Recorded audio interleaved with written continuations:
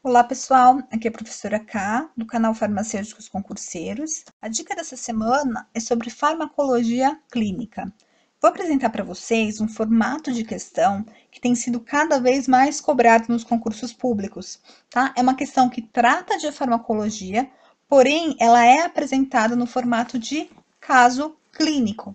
Então, as bancas de concurso têm cada vez mais abandonado aquele formato básico de farmacologia, né? Que solicitava para a gente fármaco, mecanismo de ação, fármaco, efeito adverso, e tem elaborado questões mais complexas, como apresentando para a gente um caso clínico e pedindo para que a gente aponte qual fármaco é mais apropriado ou qual fármaco é contraindicado, aí dependendo da questão. Então, esse tipo de questão exige que a gente tenha os conhecimentos básicos da farmacologia. Então, óbvio, eu vou ter que saber mecanismo de ação, contraindicação, efeito diverso, interação medicamentosa, enfim. Mas, ao mesmo tempo, eu vou ter que integrar tudo isso e, além disso, ter um conhecimento básico da farmacologia clínica, que é a farmacologia mais aplicada, tá? Então, essa questão, ela foi cobrada em 2015 pela EBSER, no Hospital Universitário do Rio Grande do Norte. Eu vou ler com vocês e aí escuta as questões. Então, homem, 55 anos de idade, portador de diabetes mellitus tipo 2, é admitido no hospital com queixa de dores muito fortes na parte posterior da cabeça e vertigem há 2 dias. Exame físico revela pressão arterial de 148 por 92. Exames laboratoriais mostram a glicemia normal. Nessa ocasião, o paciente recebe tratamento adequado e é encaminhado para um médico cardiologista, que diagnostica hipertensão arterial estágio 1. Esse paciente faz uso de metformina para o tratamento de diabetes tipo 2. Com base nessa situação hipotética, assinale a alternativa que apresente a melhor escolha terapêutica para o tratamento da hipertensão arterial nesse paciente.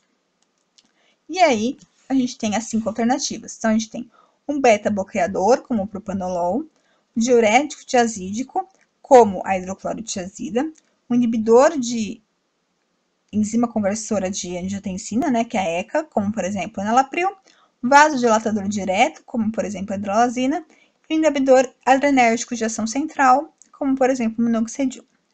Para responder essa questão, o que eu preciso? Primeiro, ter os conhecimentos básicos da farmacologia, tá? Então, eu preciso conhecer as classes dos medicamentos antihipertensivos, os seus efeitos adversos, as suas contraindicações. Segundo, eu tenho que considerar essa segunda patologia que o paciente já apresenta, no caso de diabetes mellitus tipo 2. Também tenho que considerar que ele faz uso da metformina, por quê? Porque tenho que considerar que se há alguma interação medicamentosa importante. Nesse caso, a gente não vai considerar a metformina porque não há, tá? Das alternativas apresentadas, a gente não tem nenhuma interação que justificasse o não uso de algum medicamento. Então, o que a gente vai considerar?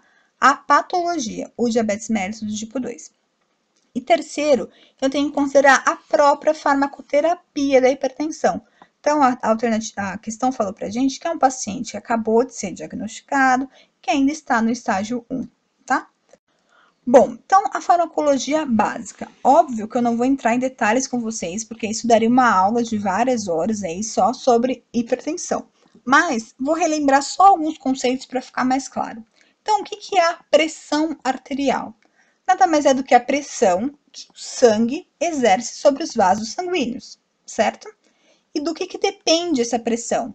Tanto da resistência vascular periférica, ou seja, da resistência que esse vaso impõe ao. Opa, a resistência que o vaso impõe ao sangue, né? A passagem desse sangue, quanto ao débito cardíaco, né?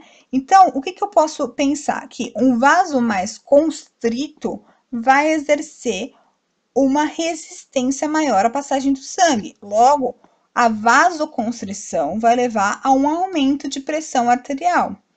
Da mesma forma, um vaso mais dilatado vai impor uma resistência menor à passagem desse sangue. Então, a vasodilatação vai levar a uma diminuição da pressão arterial.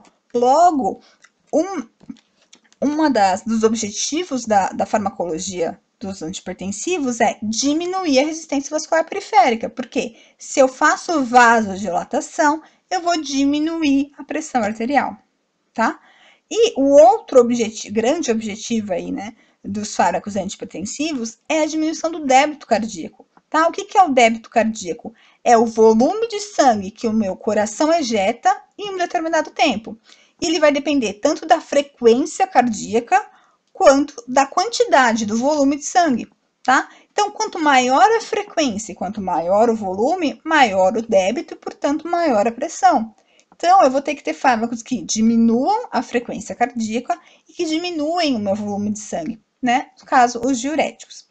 E aí, dentro desses dois grandes objetivos que eu divido, né, os fármacos antihipertensivos, eu vou ter vários mecanismos de ação, eu vou ter várias classes farmacológicas. Preciso saber todas as classes? Sim, preciso. Preciso saber os exemplos de cada classe de fármacos? Sim, preciso. Tá? Tem várias questões aí de concurso que pedem para a gente só relacionar fármaco com seu mecanismo de ação. Tá? Então, eu preciso saber quais fármacos fazem parte de cada classe farmacológica. Eu não vou entrar em detalhes, tá? Dentro desse esquema aqui, porque senão demoraria muito tempo, mas eu vou deixar os slides nos comentários do YouTube para vocês poderem baixar e aí conseguir estudar, relembrar esses mecanismos de ação. Bom, sabendo dessa farmacologia básica, ou seja, sabendo só mecanismos de ação e fármaco, eu já consigo excluir uma alternativa, no caso, a alternativa E. Por quê? Porque ela fala para mim que o minoxidil é um exemplo de inibidor adrenérgico de ação central, o que está errado, tá? O minoxidil, assim como a hidralazina, é um vasodilatador direto, tá? São exemplos desse tipo de fármaco a metildopa, a clonidina, tá? Que são fármacos aí pouquíssimo usados atualmente na clínica, só para algumas situações específicas. Então, só sabendo a farmacologia básica, eu já consigo eliminar a alternativa E. E é essa farmacologia básica que vai permear, siga desenvolver o meu raciocínio em cima da doença agora, né, que ele já tem, que é o diabetes mellitus tipo 2, e da farmacoterapia que a gente vai ver mais pela frente. Bom, então se eu considerar agora o diabetes mellitus do tipo 2, a alternativa A traz para mim como opção terapêutica o propanolol. Essa opção está inapropriada, por quê? Vamos relembrar. O propanolol é um beta-bloqueador inespecífico. O que isso quer dizer? Que o propanolol age em receptores beta-1 no coração, levando à diminuição de frequência, diminuição de força cardíaca, ou seja, diminuição de débito cardíaco, diminuição de pressão arterial. Ótimo, beta-1, coração, é o local que esse fármaco tem que atuar para exercer o seu efeito antihipertensivo. Porém, por ser inespecífico, ele também vai agir em beta-2. E onde eu tenho beta-2 no organismo? Um monte de lugar. Tá? Tem no pulmão, tem no fígado. E para o diabético, o problema é que ele age em beta-2 no fígado. Quando ele bloqueia esse receptor, o que ele faz? Ele inibe a gliconeogênese de jejum. Ou seja, ele impede a síntese de glicose quando esse indivíduo está em jejum. Isso é bom porque o paciente é diabético? Não, isso é péssimo. Por quê? Eu vou estar com um paciente com hipoglicemia, o que é super perigoso, com os sintomas mascarados. Por quê? Lembra que esse fármaco está bloqueando o beta-1 lá no coração. Então, qual que é o principal sinal que eu tenho de um paciente com hipoglicemia? É taquicardia, né? O paciente vai estar com taquicardia, vai estar com sudorese, porém a taquicardia, que é o principal sinal, não vai acontecer, porque eu tenho um fármaco agindo lá em beta-1 no coração, diminuindo força e frequência cardíaca, tá? Então, fármacos beta-bloqueadores inespecíficos são inapropriados para pacientes diabéticos. Quando eu for considerar um beta-bloqueador para o diabético, o que tem que pensar? Em fármaco específico beta-1, ou seja, atenolol, porque ele só vai agir no coração, não vai ter esse efeito do fígado, não vai levar à hipoglicemia com mascaramento de sintoma. A alternativa B traz para a gente a hidroclorotiazida, que é um diurético, né, tiazídico, que também é inapropriado por conta dessa diabetes. Por quê? Porque ele vai levar a um aumento da resistência à insulina. Aqui eu quero deixar muito claro que o meu enfoque é para concurso, tá? É para prova. Por quê? Você deve estar pensando, nossa, conheço 500 pessoas hipertensas e diabéticas que fazem uso de hidroclorotiazida. A gente sabe que na clínica, na prática, né, no trabalho, de fato, a hidroclorotiazida só passa a ser inapropriada para um diabético em algumas condições, tá? Então, é numa dosagem superior, é quando essa glicemia está muito descontrolada, é quando tem um edema periférico associado, porque aí eu consigo começar a pensar em um diurético de alça, como por exemplo a furosemida, que não vai ter esse efeito de aumento da resistência à insulina. Porém, o enfoque aqui é concurso. Então, para concurso, eu tenho que pensar que a hidroclorotiazida passa a ser inapropriada porque ela aumenta resistência à insulina, tá? E isso não é legal para o paciente que é diabético do tipo 2. A alternativa C traz para a gente o enalapril.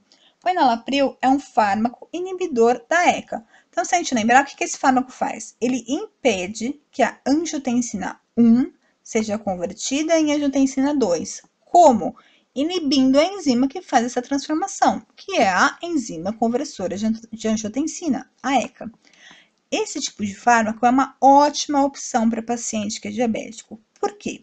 A angiotensina 2, por si só, por uma ação direta, ela é nefrotóxica. Então, ela vai levar à toxicidade dos túbulos renais.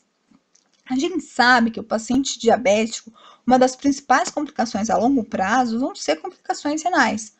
Então, eu tenho um fármaco que consegue agir como nefroprotetor, tá? Então, os inibidores da ECA, como enalapril, assim como os BRAS, né, que são os bloqueadores dos receptores de angiotensina, como por exemplo a losartana, são ótimas opções. Por quê? Os inibidores da ECA vão impedir que a angiotensina 2 seja formada e os BRAS vão impedir que a angiotensina 2 se ligue ao seu receptor, ou seja, não tem ação, tá? Então, o enalapril, que é a alternativa C, é uma ótima opção para o tratamento desse paciente por ele ser diabético, que vai ser o gabarito da nossa questão. Depois eu vou voltar na questão só para a gente fazer um bate-volta rapidinho. E por último, eu tenho que considerar a farmacoterapia da hipertensão, né? Lembre-se que a alternativa trouxe para a gente que esse é um paciente que acabou de ser diagnosticado e que está em estágio 1, ou seja, no primeiro estágio. Então, o que é preconizado pelas diretrizes? Que esse paciente inicie com uma monoterapia, um único fármaco para hipertensão, tá? Qualquer fármaco, qualquer classe de fármaco pode ser utilizada para monoterapia, exceto os vasodilatadores direto, como por exemplo a hidralazina e minoxidil. Por quê? Porque quando eu causo essa vasodilatação direta, por um mecanismo de rebote do nosso próprio organismo, o que ele vai fazer? Ele vai falar, não, está muito vasodilatado, eu tenho que reagir. Então, ele começa a reter água e ele começa a aumentar a frequência cardíaca. Então, eu tenho retenção hídrica com taquicardia reflexa. Posso dar para o paciente só um vasodilatador direto? Não, porque esse paciente vai começar a reter líquido e vai começar a aumentar a frequência cardíaca, ou seja, não vou ter controle dessa pressão arterial.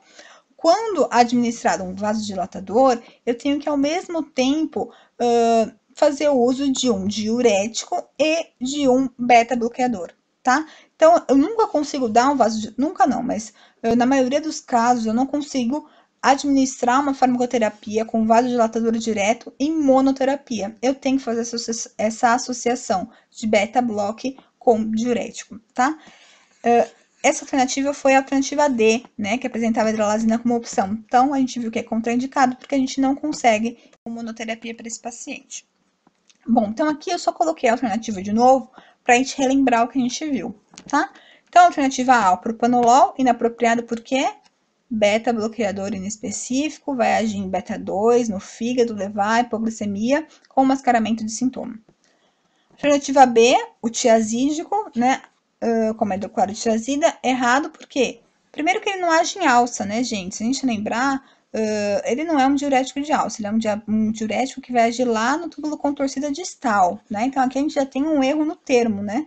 Os tiazídicos não agem na alça. E, ao mesmo tempo, a hidroclorotiazida acaba não sendo apropriada por conta desse aumento da resistência à insulina. Alternativa D, vasodilatadores direto, errado, né? A gente viu que a hidralazina a gente não consegue fazer monoterapia com ela. E o minoxidil aqui classificado de forma errônea, porque ele é um vasodilatador. Além disso, essa classe de inibidores adrenérgicos de ação central é uma classe muito pouco usada atualmente na clínica, tá? Ela era usada muito antigamente, quando a gente só tinha essa opção, mas atualmente são fármacos utilizados só para questões muito específicas, tá? Então, a alternativa C é o nosso gabarito, né? O enalapril, o inibidor de ECA, uma ótima opção, porque vai impedir a formação da anjo 2, que é nefrotóxica. Bom, pessoal, então foi isso. Espero que esse vídeo tenha contribuído com o estudo de vocês. Essa questão em específico eu tirei de um curso que eu tenho nesse site, www.qdosconcursos.com. É um curso de questões comentadas de farmacologia, tá? Então, são 100 e pouquinhas questões comentadas em PDF. Aí eu coloquei bastante resumos, bastante esquemas, para ficar um material bem direcionado para concurso. Se vocês tiverem alguma dúvida sobre esse vídeo, ou alguma dúvida sobre o concurso, quiserem saber outros sites aí que eu atuo, aqui tem meu e-mail, tá? profkcardoso@hotmail.com. Podem entrar em contato. E por hoje é só. Espero vocês no próximo vídeo.